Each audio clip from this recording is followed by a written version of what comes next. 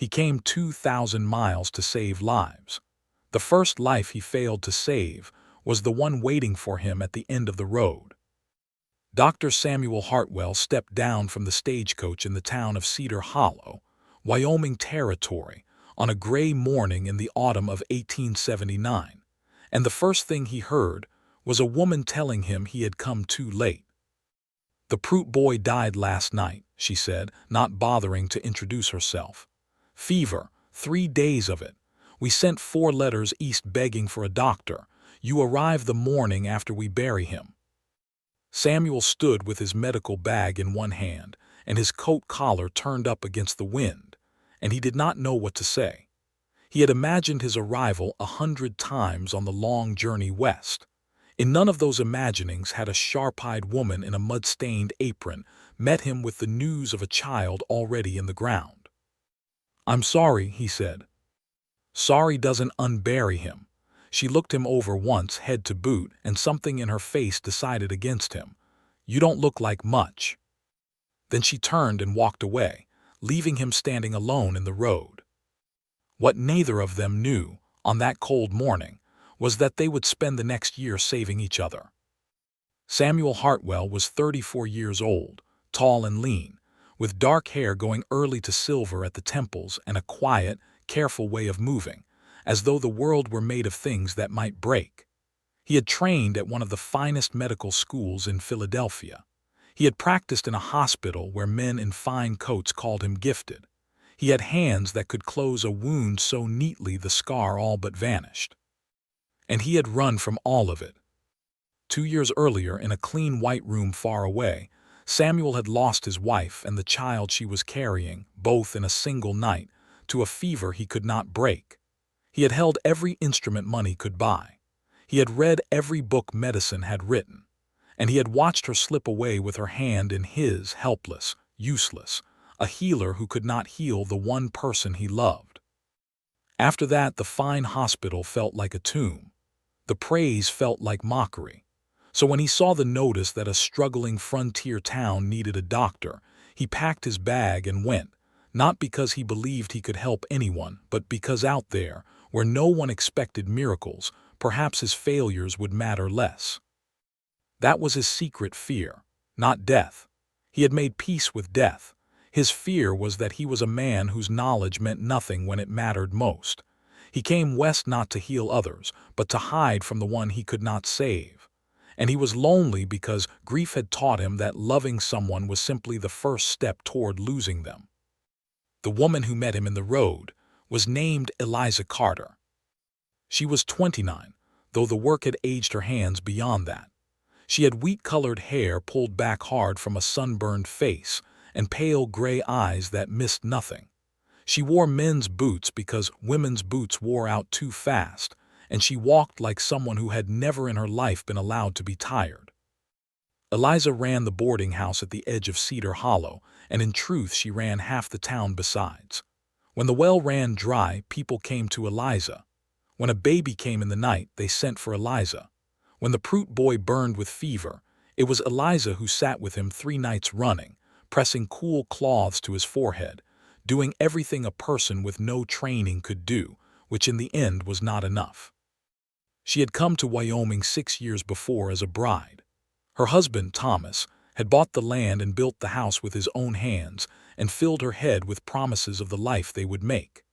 Then one winter, a wagon turned over on the ice, and Thomas did not come home, and Eliza buried him beneath the cottonwood behind the house and learned, very quickly, that the frontier had no patience for widows who wept. So she did not weep. She worked. She kept the boarding house, she nursed the sick, she balanced the books, and she let no one see the place inside her that was still standing at a frozen riverbank waiting for a man who would never walk up the path again. That was her secret fear, the one she never spoke aloud. Not poverty, not the cold. Her fear was that she had become so hard that there was nothing soft left in her at all, and that if she ever let herself need someone again, the need would break her where the grief never had. She was lonely because she had made loneliness her armor, and armor, once worn long enough, becomes very difficult to take off. And so the doctor and the widow began, with the worst possible opinion of each other. Eliza looked at Samuel and saw a soft Eastern gentleman, pale and slow, a man of books and fine words who had arrived a day too late and would likely flee at the first hard winter. She had seen his kind before, men who came west chasing an idea and left when the idea turned cold. Samuel looked at Eliza and saw a bitter, brittle woman, sharp as broken glass, who had judged him guilty before he set down his bag. He thought her cruel. He thought her cold. He thought she could not possibly understand the weight a man carried when he had failed at the one thing he was made to do. Both of them were wrong about almost everything. Their first real clash came a week later. A ranch hand named Cole was brought into town with his leg crushed beneath a fallen horse. The bone had broken through the skin. Half the town crowded into the boarding house parlor, and in the middle of the noise and the blood, Samuel and Eliza found themselves on opposite sides of the same table. "Hold him down and boil water," Samuel said, rolling up his sleeves. "He needs whiskey first or he'll thrash and you'll ruin the set," Eliza snapped back. "I've set bones before, doctor." "You've set bones." He did not hide his disbelief. "Then by all means set this one." She held his gaze. "I would, if a real doctor hadn't finally turned up." The room went quiet. Cole groaned, and Samuel, to his own surprise, felt his temper rise hotter than it had in 2 years. "Then make yourself useful," he said, "or get out of my way." She did not get out of his way. She stayed. She held the man's shoulders while Samuel worked, and when the doctor's hands moved with a speed and certainty that startled her, she said nothing, but her eyes flicked to his face with something that was not quite respect, not yet, but was no longer scorn. When it was over and Cole slept and the blood was washed from the floorboards, the two of them stood in the dark kitchen, exhausted, saying nothing. Anyone watching would have thought, surely, that these two could never stand to be in a room together. But the frontier is small, and Cedar Hollow was smaller, and over the weeks that followed they were thrown together again and again, and slowly, scene by scene, each began to see what the other had hidden. It began with small things. Samuel noticed that the boarding house was always warm, always fed, and that Eliza never sat down to eat until everyone else had. He noticed that she gave the old widower Mr. Hale his room for half the rent and pretended she didn't. He noticed that the sharpness in her voice softened to almost nothing when she spoke to children, and that the Prout family, who had lost their boy, still came to her table every Sunday because she would not let them grieve alone. One evening he found her in the barn at midnight by lamplight, teaching a frightened young mother how to feed a newborn that would not latch. She was patient. She was gentle.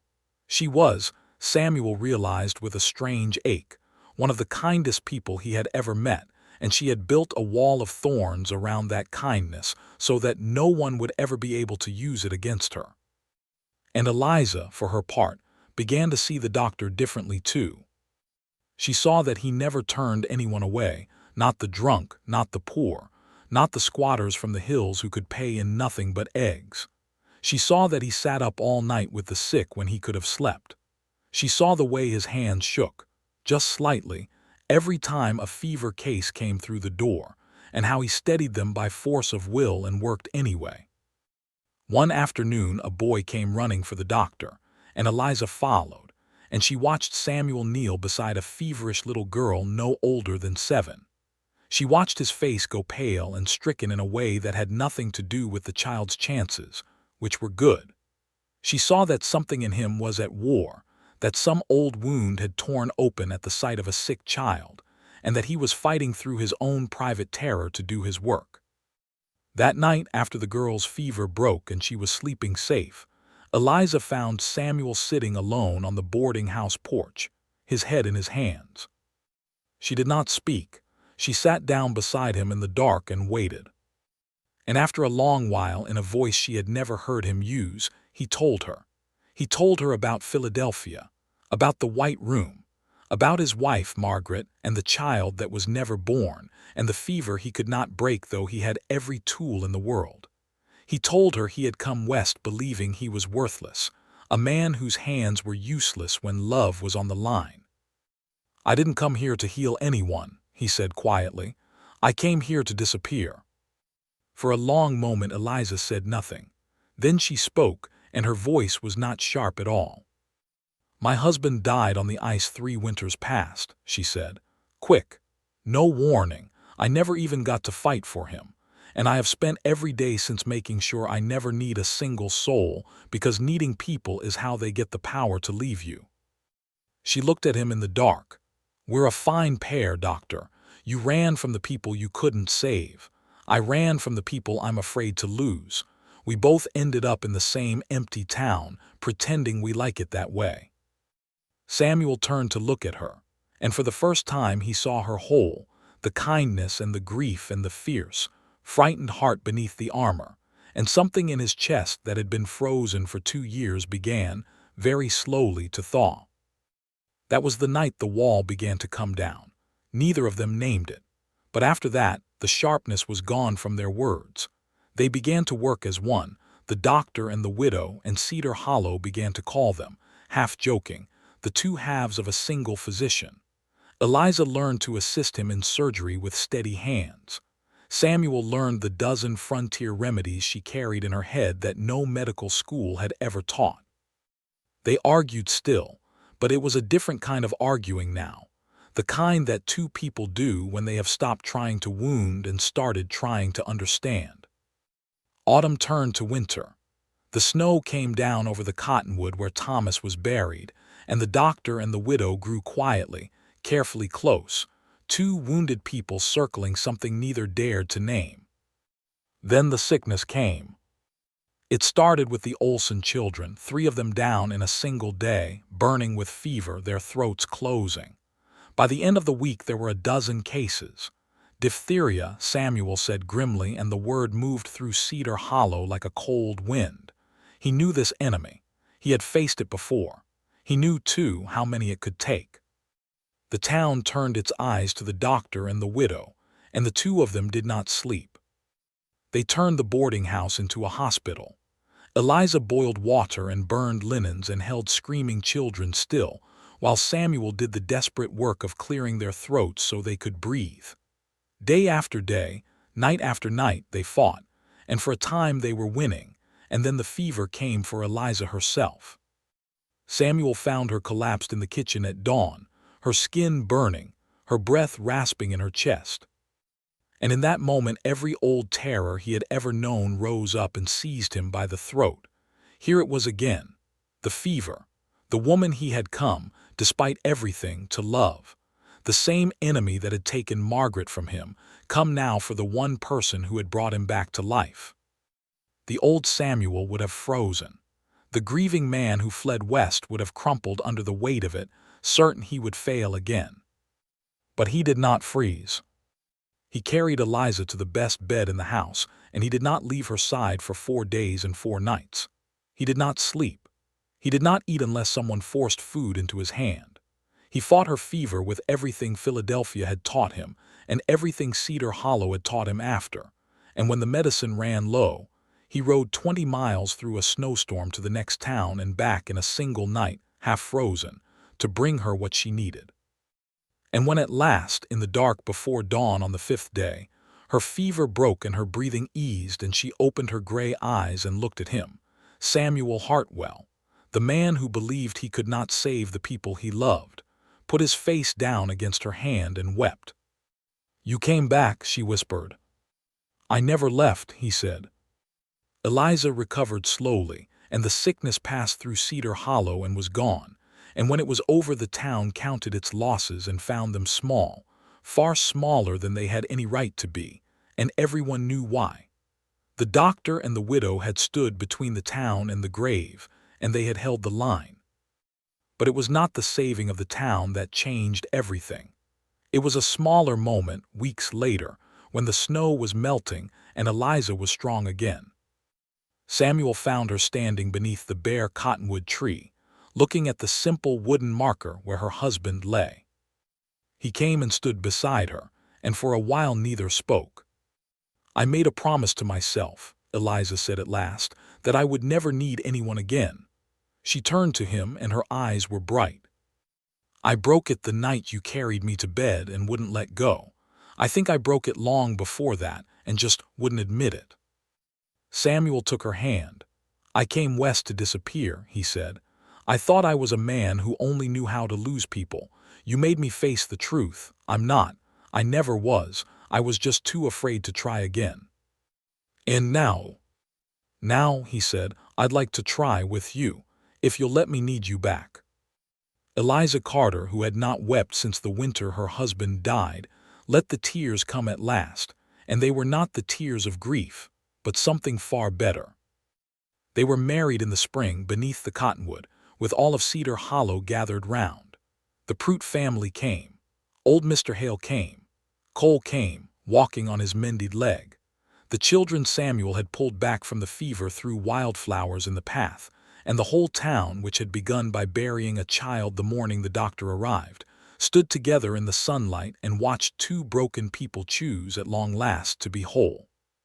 Think back to that gray morning in the road, when a tired widow looked at a weary doctor and told him he didn't look like much. She had judged him a soft Eastern coward. He had judged her a hard and bitter woman. Both of them had been so certain, and both of them had been so wrong, because the things we fear in others are so often only the things we are afraid to see in ourselves. He had come 2,000 miles to heal strangers, believing he had nothing left to give. She had built a fortress of work and silence, believing she had nothing left to lose. And in a small, forgotten town beneath a Wyoming sky, the two of them had healed the only wounds that medicine could never reach, the ones they carried in their own hearts. He came west to save lives. In the end, the life he saved was his own, and the woman who forced him to face himself became the reason he was glad to be alive at all.